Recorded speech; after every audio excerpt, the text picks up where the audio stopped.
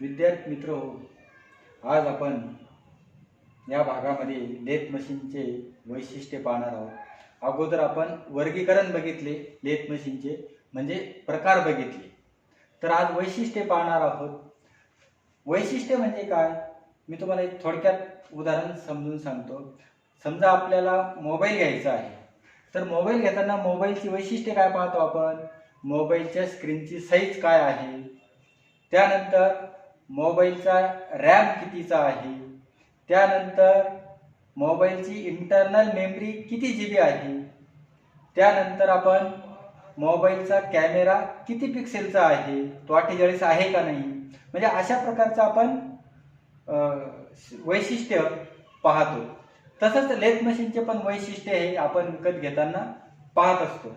तर लेथ मशीनचे वैशिष्ट्य काय काय आहे, तर त्याचं जे आहे, हे जे सेंटर आहे चेकचं आत इथे सेंटर राहतं.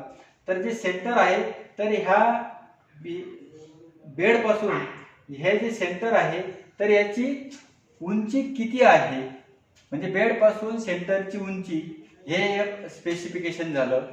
त्यानंतर दुसरं स्पेसिफिकेशन आहे बेडवर फिरू शकणारा जॉबचा व्यास. म्हणजे हा जो जॉब आहे तो या ठिकाणी जर आपण लावला तर या ठिकाणी किती मोठा आकाराचा जॉब जो आहे बार, तो फिरू शकतो या ठिकाणी.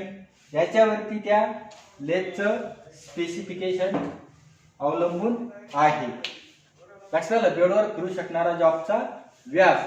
त्यानंतर तिसरा स्पेसिफिकेशन काय आहे, तर हे जे दोन सेंटर आहे, हे लाईव्ह सेंटर म्हटलं जातं, कारण हे लाईव्ह म्हणजे जिवंत, म्हणजे फिरणार आहे. त्यानंतर हे डेड सेंटर, या ठिकाणी सेंटर असतं, आणि हे जे आहे टेल स्टॉप आणि चेक सेंटर, म्हणजे लाईव्ह सेंटर आणि डेड सेंटर, या दोघांमधलं अंतर किती आहे, यावरून त्या लेथचं स्पेसिफिकेशन धरल्या जातं.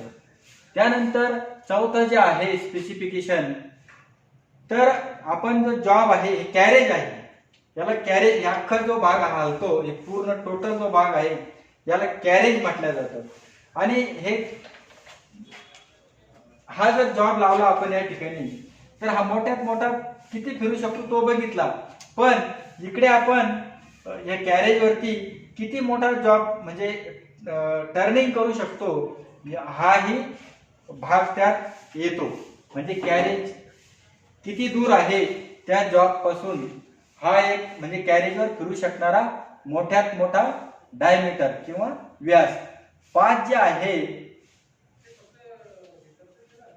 हा जो बार आहे की नाही जॉब, हा जो बार आहे, हा जो चक आहे, या चकच्या स्पिंडल मध्ये असा किती जातो. हा तुम्हाला लहान वाटत असेल, मी मोठा जॉब घेतो आपल्यास.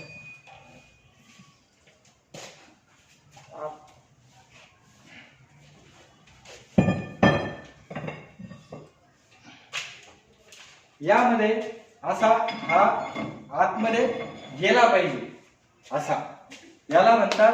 हे जे स्पिंडल आहे, हे चेक बसवलेलं स्पिंडल, यामध्ये तो किती जातो, म्हणजे किती व्यास असलेला जातो जॉब, याच्यावरती पण त्या लेथची वैशिष्ट्य अवलंबून असतं. आणि 6वा म्हणजे बेडची उंची आणि बेडची लांबी.